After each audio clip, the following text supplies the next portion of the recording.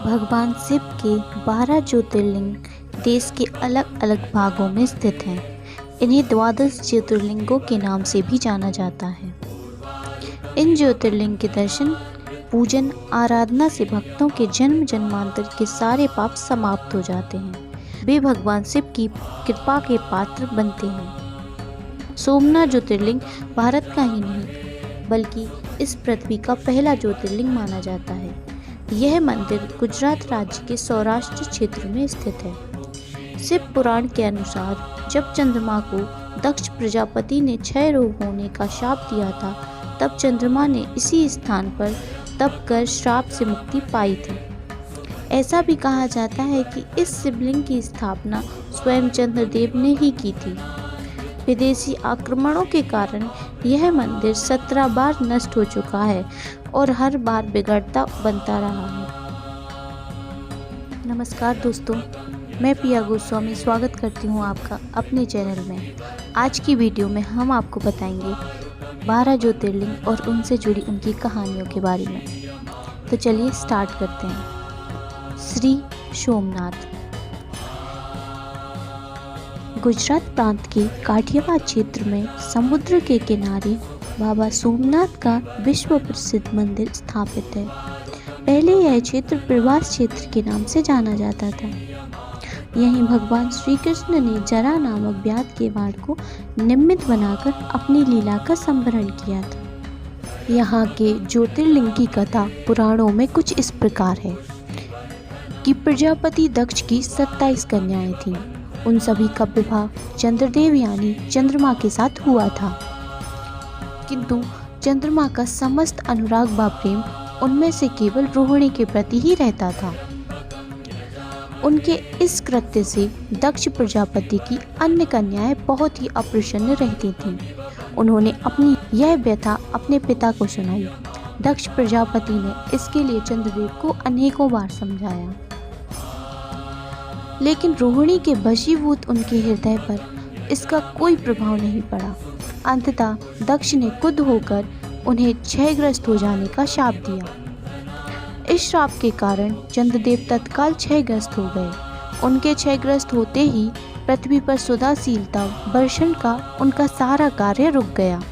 चारों ओर त्राही त्राही मच गई। चंद्रमा भी बहुत ही चिंतित थे। उनकी प्रार्थना सुनकर इंद्रादि देवता तथा वशिष्ठ आदि ऋषिगण उनके उद्धार के लिए पितामह ब्रह्मा जी के पास गए।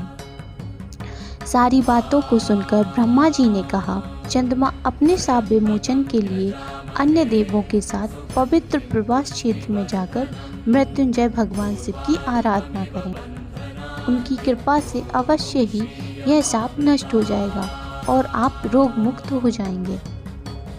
उनके कथानुसार चंद्रदेव ने मृत्युंजय भगवान की आराधना का सारा कार्य पूरा किया। उन्होंने घोर तपस्या करते हुए 10 करोड़ बार मृत्युंजय मंत्र का जाप किया। इससे प्रसन्न होकर मृत्युंजय भगवान शिव ने उन्हें अमृत का वर प्रदान किया।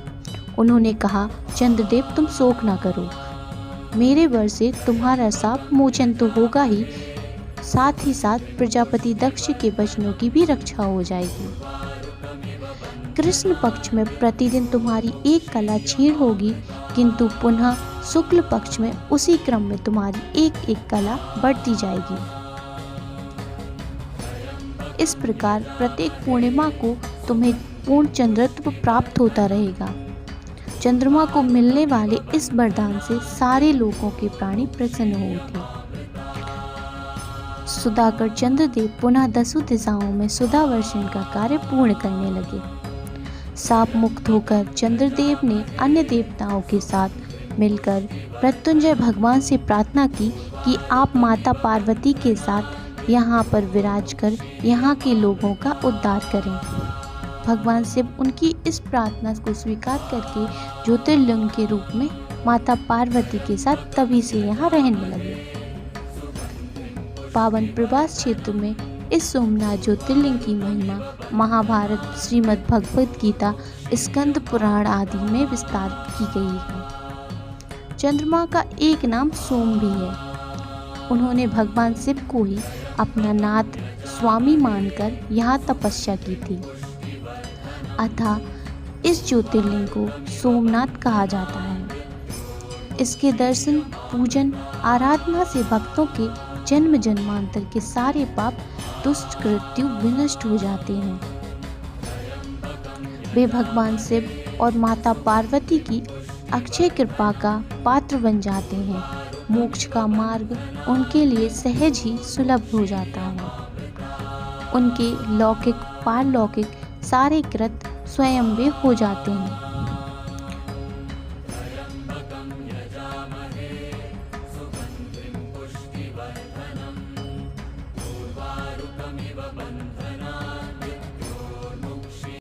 ऐसी ही इंटरेस्टिंग वीडियो देखने के लिए हमारे चैनल को जरूर से सब्सक्राइब करें।